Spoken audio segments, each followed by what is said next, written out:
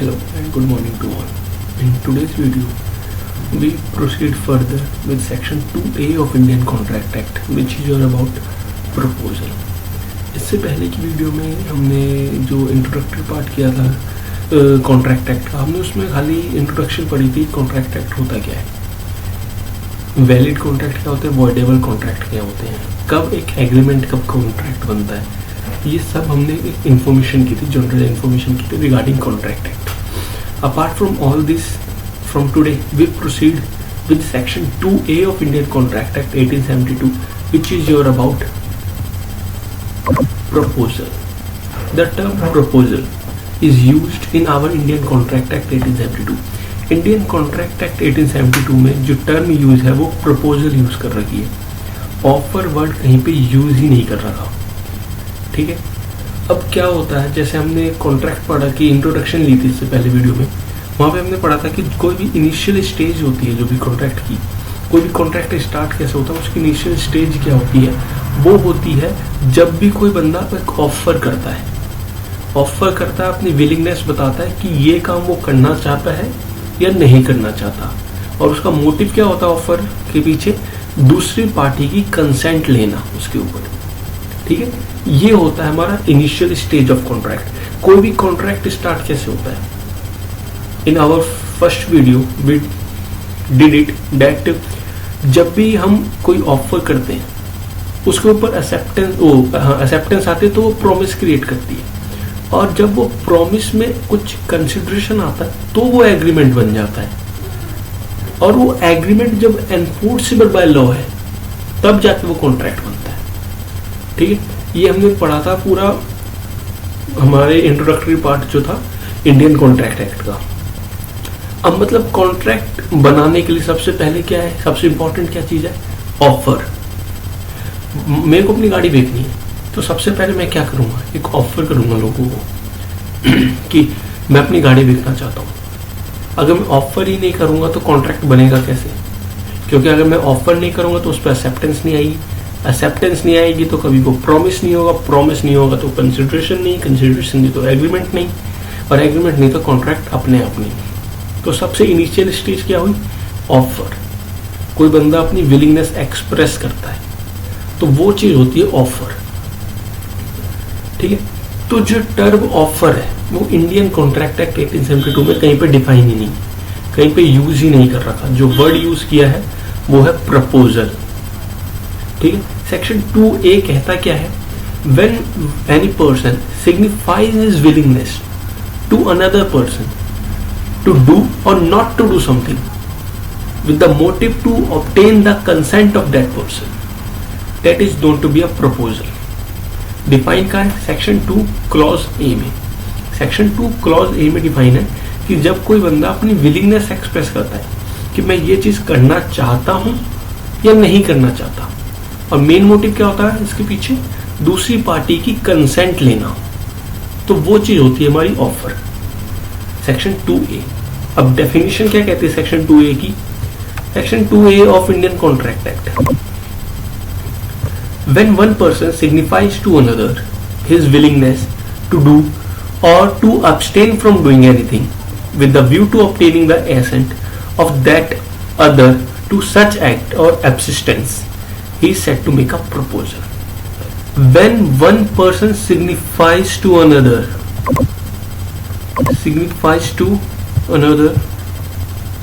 his willingness, पहला ingredient, मतलब क्या पता लग रहा है कि एक बंदा अपनी विलिंगनेस एक्सप्रेस करेगा, वो क्या करना चाहता है वो एक्सप्रेस करेगा, किसके regarding, to do or not to do, कुछ चीज करने के लिए या नहीं करने के लिए, और मोटिव क्या होगा, with the view to obtaining the assent of that other, दूसरी पार्टी की कंसेंट लेने का, ये उसका मोटिव होगा इसके पीछे। ठीक है, तो ये चीज होती है हमारी ऑफर, जिसे हम प्रपोजल कहते हैं। डिफाइन कहाँ है, section 2A, section 2 clause A. Clause A सबसे इजी याद करने का क्या वो है, फॉर्मूला कह लो, क्या है कि कॉन्ट्रैक्ट की इनिशियल स्टेज क्या होती है, सबसे पहले क्या आती है, ऑफर होता है। तो ऐसे ही 2 में सबसे पहले, सेक्शन 2 में सबसे पहले डिफाइन कर रखा है offer, section 2 clause A, offer. Example, A अपना घर बेचना चाह रहा है जो दिल्ली में है उसका, बी को बेचना चाह रहा है, वो अपना एक्सप्रेसली ये कह रहा है कि मेरे को ये घर बेचना है, ओपनली उसने निकाल दिया, किसी भी गैजेट में निकाल दिया। अब ये जनरल ऑफर है, कोई भी आके एक्सेप्ट कर सकता है। अगर मैं वहीं वो स्पेसिफिक मेंशन कर देता कि ए अपना घर बेचना चाह रहा है और खाली बी से ये बात कर रहा है, किसी गैजेट में नहीं निकाला, बी से कह रहा है कि भाई मैं तेरे को अपना घर बेचना चाह रहा हूँ, तो उसकी एक्सेप्टेंस भी कौन देगा? खाली बी ही देगा कि वो एक्सेप्ट करना चाहता है या नहीं। ठीक है, तो ये होता है हमारा ऑफर, जब कोई पार्टी अपनी विलिंगनेस एक्सप्रेस करती है। इंपॉर्टेंट इंग्रेडिएंट देख लो, वो पकड़ लो। Signifies to another his willingness to do or abstain from doing anything with the view to obtaining a assent of that other, that is amount to be an offer. जो section 2A में define है और जिसको क्या कह रखा है? Proposal. ठीक है, ये होता है हमारा ऑफर। अब ऐसे ही होती है, इसकी इनिशियल स्टेजेस होती हैं ऑफर की। अब ये तो ऑफर एक ये डिफाइन कर दिया हमने, ठीक है। अब कुछ एसेंशियल एलिमेंट होते हैं ऑफर के, प्रपोजल के कुछ एसेंशियल एलिमेंट भी होते हैं। तो एसेंशियल एलिमेंट क्या है? सबसे पहला एलिमेंट है हमारा clear offer, no ambiguity. Offer जो है ना वो क्लियर होना चाहिए, जिसको भी हम ऑफर कर रहे हैं, या चाहे वो जनरल पब्लिक को कर रहे हैं या किसी स्पेसिफिक पर्सन को कर रहे हैं, तो वो ऑफर क्लियर होना चाहिए। ठीक है, कि किस ऑब्जेक्ट की बात हो रही है, किस सब्जेक्ट की बात हो रही है, क्लियर होना चाहिए। ठीक है, अब वही पहले वाला एग्जांपल, ए ने ये ऑफर किया बी को या जनरल किसी को भी, ए ये ऑफर कर रहा है कि मैं अपना घर जो है दिल्ली में, जो मेरा घर है मैं वो बेचना चाह रहा हूं। बट दिल्ली में उसके 2 या 3 घर थे। अब यहाँ पे ये क्लियर तो नहीं है वो 3 घर में से कौन सा घर बेचना चाह रहा है। मान लो एक्सेप्टेंस किसी और घर की आई है, बेचना कोई और घर चाह रहा था, तो क्लियर नहीं है, यहाँ पे एम्बिगुइटी आ गई, तो ये ऑफर वैलिड ऑफर नहीं है। ऑफर वैलिड तभी होता है जब वो क्लियर हो कि किस सब्जेक्ट मैटर की बात हो रही है, किसके रिगार्डिंग बात हो रही है, वो होता है हमारा ऑफर। तो पहला एलिमेंट क्या हो गया? क्लियर ऑफर होना चाहिए। ठीक है, उसके बाद दूसरा आता है एक्सप्रेस ऑफ विलिंगनेस। मैंने बता दिया कि वो पार्टी अपनी विलिंगनेस एक्सप्रेस करेगी कि वो करना क्या चाहती है, किसी चीज को करना चाहती है या नहीं चाहती। जब तक विलिंगनेस एक्सप्रेस नहीं होगी अपने बाय विल, मतलब अपनी मर्जी से वो चीज ये नहीं कहेगा, किसी के प्रेशर में आके कह रहा है कि मैं अपना घर बेचना चाह रहा हूं, वो वैलिड कॉन्ट्रैक्ट नहीं है। अपनी विल से कह रहा है कि हाँ मैं वो घर बेचना चाह रहा हूं, तो वो एक वैलिड कॉन्ट्रैक्ट है। ठीक है, ओ कॉन्ट्रैक्ट कह रहा हूं, वैलिड ऑफर है। ठीक है, 2 एसेंशियल एलिमेंट पता लगे हमें इंडियन कॉन्ट्रैक्ट एक्ट में सेक्शन 2A प्रपोजल के। पहला कि क्लियर होना चाहिए, कोई एम्बिगुइटी नहीं होनी चाहिए, और दूसरा कि एक्सप्रेस होना चाहिए, एक्सप्रेस ऑफ विलिंगनेस, अपनी विल जो उसकी मर्जी है उसको एक्सप्रेस करना। किसी के प्रेशर में आके वो ये काम नहीं कह रहा कि मैं अपनी गाड़ी बेचना चाह रहा हूँ या घर बेचना चाह रहा हूँ, नहीं।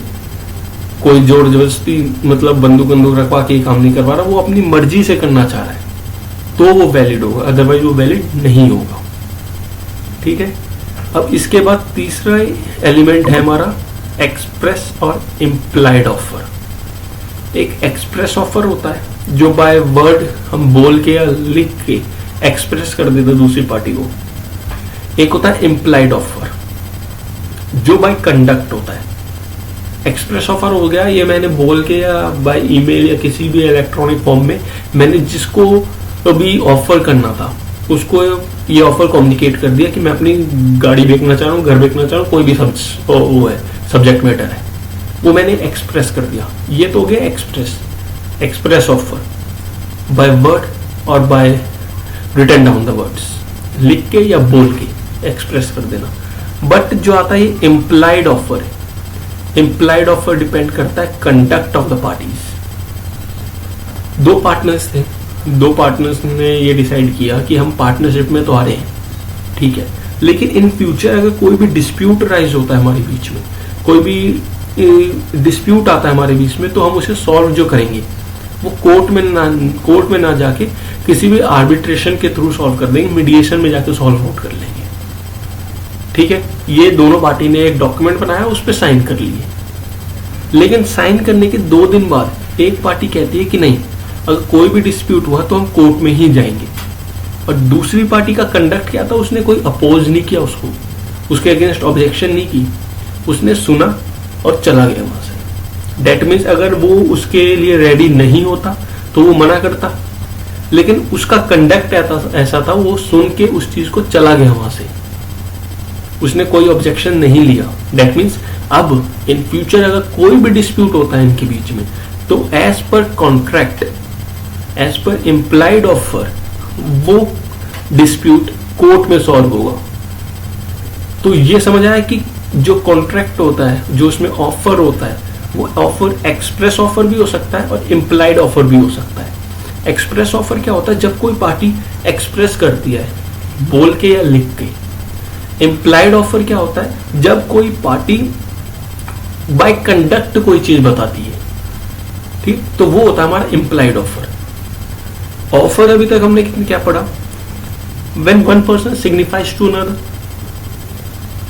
his thought to do or not to do something with the motive to obtain the consent of that party। 3 element पढ़े अब तक कि क्लियर होना चाहिए, एक्सप्रेस ऑफ विलिंगनेस होनी चाहिए और एक्सप्रेस और इम्प्लाइड ऑफर होता है। चौथा एलिमेंट है इसका कम्युनिकेशन ऑफ ऑफर। ऑफर जिसको मैंने किया है उसकी नॉलेज में वो ऑफर जाना चाहिए। मैंने कोई भी मान लो जनरल ऑफर किया या स्पेशल ऑफर किया, चलो हमें एक्सप्रेस और इम्प्लाइड ऑफर तो समझ आ गया क्या होता है। एक्सप्रेस होता है जो हम बाय वर्ड्स या बाय स्पीक करके कर देते हैं। इम्प्लाइड ऑफर होता है कंडक्ट। ऐसे ही होता है हमारा जनरल ऑफर और स्पेसिफिक ऑफर। जनरल ऑफर होता है मैंने कोई किसी भी गैजेट में निकाल दिया कि मैं अपना ये घर बेचना चाह रहा हूँ, वो जनरल पब्लिक एट राज के लिए है, कोई भी उसे आके एक्सेप्ट कर सकता है। बट अगर मैं खाली बी से ये कम्युनिकेट कर रहा हूं कि मैं अपना घर बेचना चाह रहा हूं, तो खाली बी ही उसे एक्सेप्ट कर सकता है, उसके अलावा कोई एक्सेप्ट नहीं कर सकता। ठीक है, तो मैं जो जनरल कर रहा हूं वो पब्लिक एट राज के लिए है, जो स्पेसिफिक कर रहा हूं वो स्पेशल किसी पर्सन के लिए, स्पेसिफिक पर्सन के लिए। अब उसी में 4th पॉइंट आता है communication of offer. Offer communicate होना चाहिए। कम्युनिकेशन ऑफ ऑफर कैसे होता है, अब मैंने ऑफिशियल गैजेट में निकाल दिया कि मैं ये घर बेचना चाह रहा हूं, ठीक है। अब जो बंदा जिसके लिए मैंने निकाला, मैंने बी के लिए स्पेसिफिक निकाला था कि बी ही इसको खरीदे, तो बी तक ऑफर की कम्युनिकेशन जानी चाहिए कि हाँ ए एक पर्सन है जो इस घर को मेरे को बेचना चाह रहा है, ठीक है।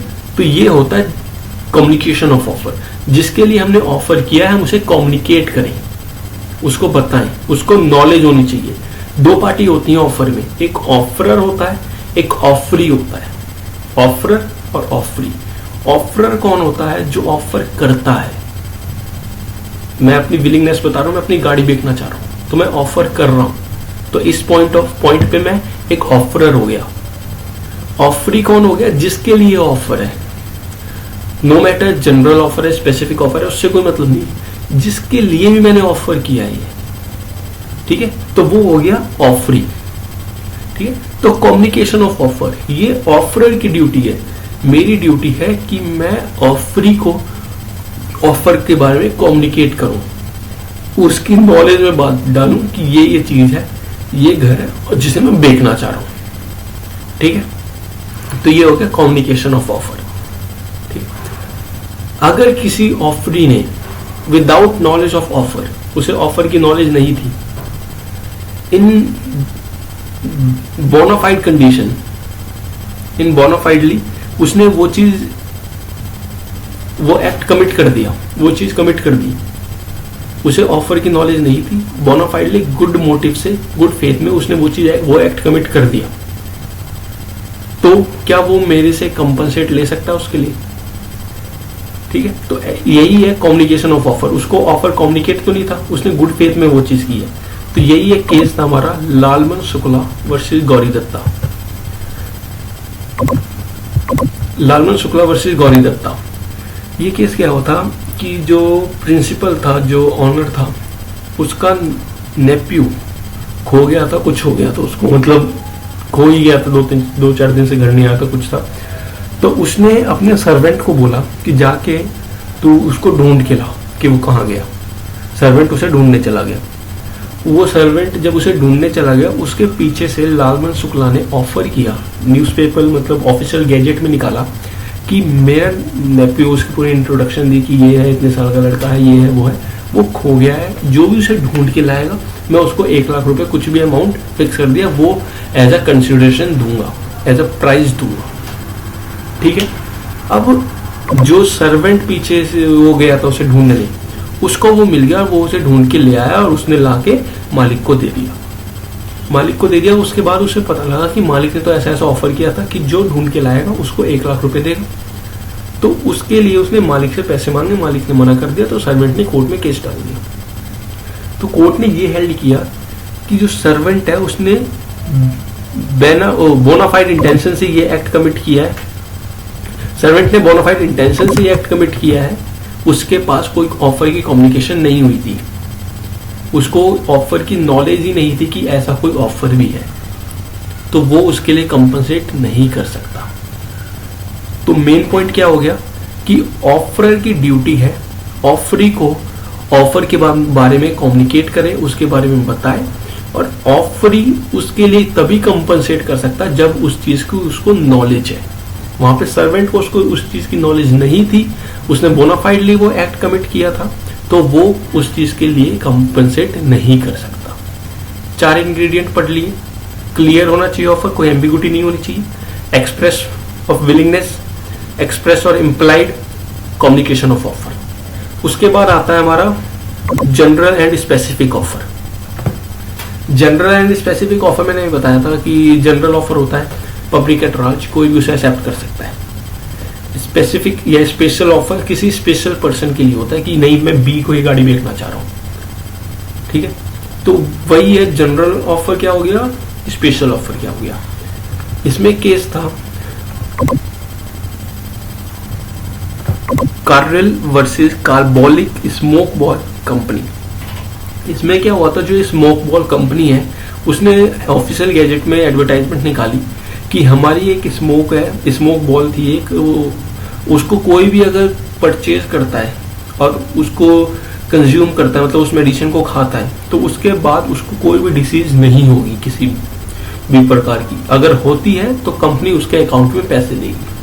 मतलब इन्हें अपनी मेडिसिन पे इतना फेथ था, इतना ट्रस्ट था कि उससे किसी को कोई भी डिसीज नहीं होगी उसको कंज्यूम करने के बाद, उसको खाने के बाद। बट जो कार्ड्रिल है इसने कंज्यूम करी और इसको डिसीज हो गई, तो इसने एक कार्बोलिक स्मोक बॉल कंपनी के अगेंस्ट केस कर दिया कि मैंने इनसे ये मेडिसिन ली थी, इन्होंने ये ऑफर निकाला था और कि डिसीज नहीं होगा, लेकिन मेरे को डिसीज हो गई, तो अब ये मेरे को कंपनसेट करे। तो ये स्मोक बॉल कंपनी ने ये डिफेंस लिया कि हमने इनको तो कम्युनिकेट किया ही नहीं था और इन्होंने हमें एक्सेप्टेंस तो दी ही नहीं। एक्सेप्टेंस नहीं दी ना, इसने सीधा जाके परचेज कर लिया और खा ली, तो एक्सेप्टेंस तो नहीं दी। और जब ऑफर को एक्सेप्ट नहीं किया तो प्रॉमिस नहीं बनेगा, प्रॉमिस नहीं तो एग्रीमेंट नहीं, एग्रीमेंट नहीं तो कॉन्ट्रैक्ट नहीं। तो इंडियन कॉन्ट्रैक्ट एक्ट में कवर नहीं हो रहा। इन्होंने स्मोक बॉल ने ये कहा कि इन्होंने हमें एक्सेप्टेंस ही नहीं दी। तो कोर्ट ने इस पे ये कहा कि ऐसा नहीं है, जो जनरल ऑफर है उसमें एक्सेप्टेंस की रिक्वायरमेंट नहीं होती, वो जनरल पब्लिक एट लार्ज के लिए उसे कोई भी एक्सेप्ट करके उसके ऊपर एक्ट कमिट कर सकता है। तो ये हमारा हेल्ड हुआ था Carlill versus carbolic smoke ball company. अब आती बात क्रॉस ऑफर और काउंटर ऑफर की। क्रॉस ऑफर क्या होता है, जब सपोज मैं अपनी गाड़ी बेचना चाह रहा हूँ, इसके बारे में मैंने आपको कम्युनिकेट किया, आप कभी भी कम्युनिकेशन कंप्लीट नहीं हुई है, मैंने मतलब मेल वेल कुछ डाल दिया, अब तक कभी वो मेल पहुंची नहीं है, आपको उस चीज़ की नॉलेज नहीं है कि मैं अपनी गाड़ी बेचना चाह रहा हूँ। उसके बावजूद आपने मेरे से दूसरा ऑफर कर दिया कि मैं आपकी गाड़ी खरीदना चाह रहा हूँ, समझा? मतलब मैं आपको अपनी गाड़ी बेचना चाह रहा हूँ और आप मेरी गाड़ी खरीदना चाह रहे हो, पर हम दोनों को एक दूसरे के ऑफर की नॉलेज नहीं है अभी, क्योंकि कम्युनिकेशन कंप्लीट नहीं हुई। कम्युनिकेशन ऑफ ऑफर कंप्लीट कब होगा, जैसे मैंने यहाँ से पोस्ट डाल दी कि मैं आपको अपनी गाड़ी बेचना चाह रहा हूँ, कुछ जो भी इन वो है कंटेंट है कि गाड़ी ये है, ये मॉडल है, इस टाइम परचेज करी थी, कंडीशन सब बता के मेल डाल दी। पोस्ट डाल दिया, तो उसकी कम्युनिकेशन कब कंप्लीट होगी? जब वो आपके पास पहुंच जाएगा। ठीक है, वो भी आपके पास नहीं पहुंचा, वो भी रास्ते में ही, उसी समय आपने मेरे को अपना ऑफर कर दिया कि आप मेरे से गाड़ी खरीदना चाहते हो। यहाँ पे विलिंगनेस मैं भी एक्सप्रेस कर रहा हूँ कि मैं अपनी गाड़ी बेचना चाह रहा हूँ, विलिंगनेस आप भी एक्सप्रेस कर रहे हो कि आप मेरी गाड़ी खरीदना चाह रहे हो। तो ये होता है क्रॉस ऑफर, दोनों साइड से ऑफर आते हैं। ठीक है, मेन इंग्रेडिएंट क्या है कि दोनों पार्टी को दूसरी पार्टी के ऑफर की नॉलेज नहीं थी कि ये भी मेरे को यही ऑफर कर रहा है। मैं आपको अपनी गाड़ी बेचना चाह रहा था, मैंने लेटर पोस्ट में डाला, वो सेंड भी कर दिया, आप तक अब तक नहीं पहुंचा है वो। आपको नॉलेज नहीं है कि मैं आपको अपनी गाड़ी बेचना चाह रहा हूँ, बट आपने बिना नॉलेज के, बिना ऑफर की नॉलेज के आपने मेरे को सामने से ऑफर कर दिया कि आप मेरी गाड़ी खरीदना चाह रहे हो, और वो उस चीज की मेरे को भी नॉलेज नहीं थी। ये होता है क्रॉस ऑफर, दोनों साइड से ऑफर आते हैं। ठीक है, और दोनों पार्टी को दूसरे पार्टी के ऑफर की नॉलेज नहीं होती। ठीक है, अगर आता है काउंटर ऑफर। काउंटर ऑफर क्या होता है? काउंटर ऑफर होता है, अब मैंने आपको कहा कि मैं आपको अपना घर बेचना चाह रहा हूँ जो दिल्ली में है, इतने इतने रुपए का बेचना चाह रहा हूँ, इतने फ्लोर हैं, ये चीज़ है, वो है, सब कुछ मैंने बता दी, पूरी कंडीशन बता दी घर की, और मैं आपको ये घर बेचना चाह रहा हूँ। ये मैंने अपनी विलिंगनेस एक्सप्रेस कर दी, ऑफर कर दिया। उसके बाद आपके पास लेटर पहुंचा, लेटर पहुंच गया मतलब कम्युनिकेशन ऑफ ऑफर कंप्लीट हो गई। आपने लेटर पढ़ा, उसके बाद उसने आपने में से ये कहा कि मैं आपकी गाड़ी आपका घर तो खरीद लूंगा, लेकिन आप मतलब जो आपने घर में ये डोर यहाँ पे लगा रखा है, या फिर कुछ भी मैंने कह दिया कि इस डोर को यहाँ से हटा के इधर बैकयार्ड में लगा दो, या कुछ भी कर दो, एक कंडीशन लगा दी कि आप ये काम कर दो, इस घर में पेंट करवा दो पूरा, मैं खरीद लूंगा। ठीक है, वो मैंने आपको काउंटर ऑफर कर दिया कि ठीक है, आप मेरे को घर बेचना चाह रहे हो, ठीक है, लेकिन जब आप अपने घर में पूरा पेंट वेंट करवा दोगे, गेट लगवा दोगे, उसके बाद मैं आपका घर खरीद लूंगा। ये हो गया काउंटर ऑफर। तो डिफरेंस है क्रॉस ऑफर और काउंटर ऑफर में, डिफरेंस है। क्रॉस ऑफर क्या होता है? वही सेम ऑफर आता है दोनों पार्टी की तरफ से, कोई कंडीशन नहीं होती और ना नॉलेज होती है दोनों पार्टी को दूसरे पार्टी के ऑफर की। काउंटर ऑफर क्या होता है? वो सेम ऑफर नहीं आता, मेरी एक बार कम्युनिकेशन ऑफ ऑफर कंप्लीट हो जाता है, उसके बाद दूसरी पार्टी कंडीशन लगाती है। अगर वो कंडीशन ऑफर ने फुलफिल कर दी, जैसे मैंने ऑफर किया कि आप मेरी गाड़ी घर खरीद लो, आपने कंडीशन लगा दी कि पेंट वेंट करवाओ, उसके बाद मैं खरीद लूंगा। अगर मैंने पेंट करवा दिया तो अब आप बाउंड हो गए, अब आपको वो चीज खरीदनी ही पड़ेगी। ठीक है, क्योंकि आपके कहने पे मैंने इतना खर्चा किया है। ठीक है, तो अब आप बाउंड बाय लॉ हो कि अब आप उस चीज को खरीदोगे ही खरीदोगे। ये होता है काउंटर ऑफर। बहुत माइनर डिफरेंस है क्रॉस ऑफर और काउंटर ऑफर में। ठीक है, वो अंडरस्टैंड करना पड़ेगा, कोई ज्यादा बड़ी चीज नहीं है। क्रॉस ऑफर दोनों पार्टी को नॉलेज नहीं होती, सेम ऑफर दोनों साइड से आता है, और कम्युनिकेशन ऑफ ऑफर की दोनों पार्टी को नॉलेज नहीं होती। काउंटर ऑफर क्या होता है? सेम ऑफर नहीं आता, एक ऑफरर ऑफर करता है, ऑफरी को उसकी कम्युनिकेशन कंप्लीट हो जाती है, मतलब कम्युनिकेशन ऑफ ऑफर कंप्लीट हो जाता है, ऑफरी तक पहुंच जाता है, ऑफरी उसको लेता है, उसके बाद उस पर कंडीशन इम्पोज करता है कि अगर ये कंडीशन आप फुलफिल कर देते हो तो मैं आपका घर खरीद लूंगा। और एक बार अगर ऑफरी के कहने पे वो कंडीशन फुलफिल कर देता है तो now offeree is bound to purchase that house. ठीक है, ये हो गया हमारा काउंटर ऑफर।